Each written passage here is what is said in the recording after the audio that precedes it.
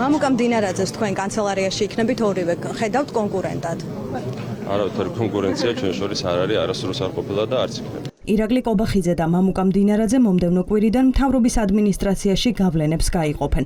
ინგოროყვას ქუჩაზე კანცელარიის შენობაში უკვე ამზადებენ კაბინეტს გენერალ-მაიორისთვის, რომელიც ახლა ძალოვანი უწყებების კოორდინატორი იქნება.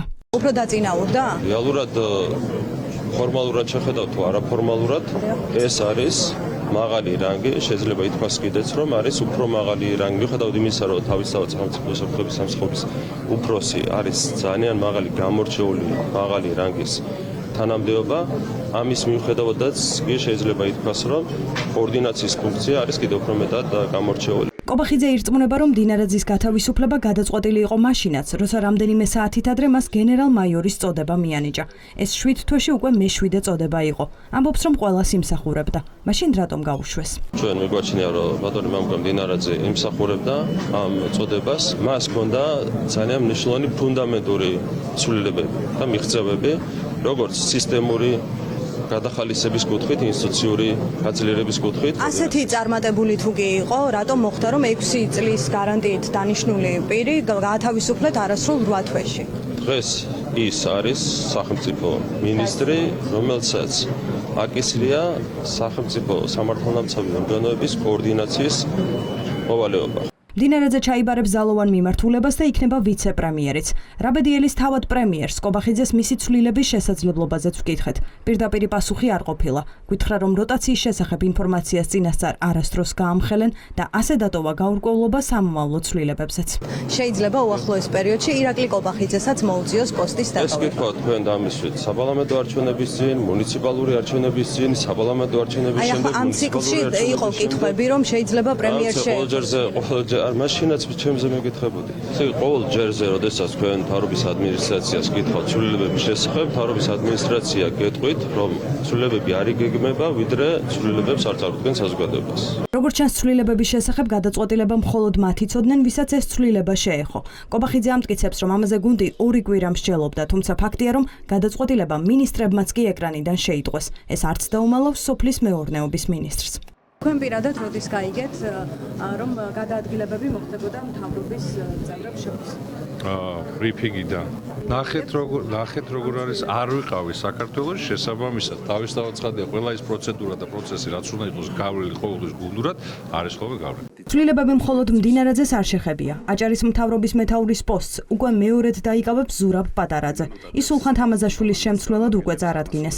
პატარაძე ბოლოს ივანიშვილთან ერთად ესწრებოდა შეხვედრას ილჰამ ალიევთან, როცა აზერბაიჯანის პირველი პირი თბილისს სტუმრობდა.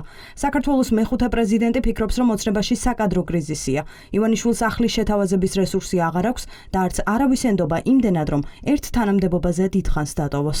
ერთ და იგივე ადამიანებს ატრიალებს ბიძინა ივანიშვილი სხვადასხვა თანამდებობებზე, ხან ვიღაცას ციხეში სვამს, ცენტრში რჩება მხოლოდ და მხოლოდ ბიძინა ივანიშვილი და სხვათა შორის ეს პრინციპი იყო ცნობილი, იყო ერთ-ერთი დამახასიათებელი ასევე სტალინიზმის და სტალინის რეჟიმის.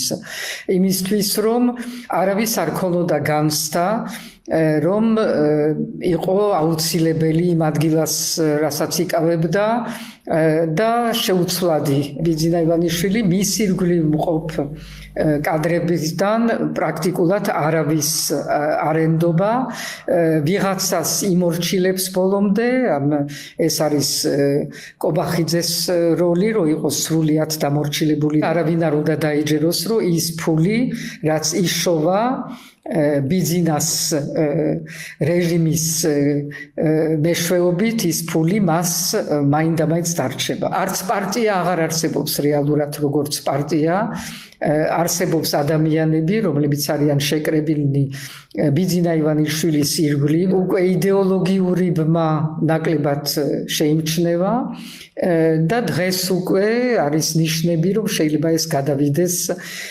რაღაცა ფორმის ოჯახურ ავტოკრატიაში, როცა გამოყავს ბიძინა ივანიშვილს თავისი შვილები წინაპლანზე. ივანიშვილის ნაბიჯებში ლოგიკის პოვნა ბევრისთვის მარტივია, ზოგიერთისთვის კი ისევ რთულ ამოცანად რჩება. რატომ შეცვალა 6 წლის გარანტიით დანიშნული სუსის უფროსი, ან რა განაპირობებს გუნდში სხვების როტაციას. ოპოზიციაში დარწმუნებული არიან, რომ ივანიშვილს მოქალაქეების ინტერესი არც ერთ შემთხვევაში გაუთვალისწინებია და გადაწყვეტილებებს პირადი უსაფრთხოების ინტერესებიდან იღებს. სამთავრობო კარუსელები კიდევ ერთხელ აჩვენებს, რომ ქართული ოცნების რიგებში არის არასტაბილურობა, არის ქაოსი და ერთადერთი ადამიანი, ვინც წყვეტს მსგავს ნაბიჯებს, არის ბიძინა ივანიშვილი. მინისტრებს, სუსის უფროსს, მათ კარგად იციან, რომ არ აქვთ ხალხის მანდატი, მათ აქვთ მხოლოდ ბიძინა ივანიშვილის მანდატი და როდესაც მოისურვებს, ხან ციხის გზას გაუყენებს ხოლმე, ხან შეუქმნიან მაგალითად რაღაცა პორტფელს, ისევე როგორც შეუქმნეს ახლა მამუკა მდინარაძეს. ეგრეთ წოდებული გუნდი აზრზე არ არის სახელმწიფოს მართვის საკითხების. და ამის აღმოსაჩენათან გამოსაცნობად მე აი ეს დაუსრულებელი კარუსელები, ყოველთვე რაღაც ჩინების ხალხისთვის მომატება და რაღაც აბსურდული რაღაცეების კეთება სულაც არ მჭირდება, თუ ოცნებას არც სურს და არც შეუძლია არც ერთი პრობლემის გადაჭრა. ეს ადამიანი არ არის სტაბილური, რაღაცა შეიძლება ვიღაცაზე უცებ რაღაცა მოელანდოს ან გაბრაზდეს ან რაღაცა ენა მიუტანონ და ეს ადამიანი მეორე დღეს სახში გაუშვან. ან დაიჭირონ. მდინარაძისთვის იმას ნიშნავს, რომ ბიძინა ივანიშვილსაც ახასიათებს, ის გააკეთა, გამოიყენა, ბინძური საქმეები გააკეთებია, ღარიბაშვილი დააჭერია, ლილუაშვილი დააჭერია, გამოწურა ლიმონივით და გადააგდო. ნიშნულა გადაწყვიტა, რომ მის ასე ვთქვათ, დაქვემდებარებაში მყოფი კლანები შეესუსტებინა, მათ შორის კობახიძის კლანი. მაგრამ საბოლოო ჯამში შესაკრებთა გადანაცვლებით ჯამი არ იცვლება, ამ გადანაცვლებით ჩვენი ამოცანები არ შეიცვლება. საქმიანობა უკვე დაიწყო შინაგან საქმეთა ახალმა მინისტრმა სულხან თამაზაშვილმა.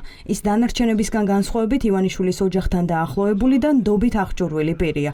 თამაზაშვილს 3 დასავლური ქვეყნის სანქცია ადევს.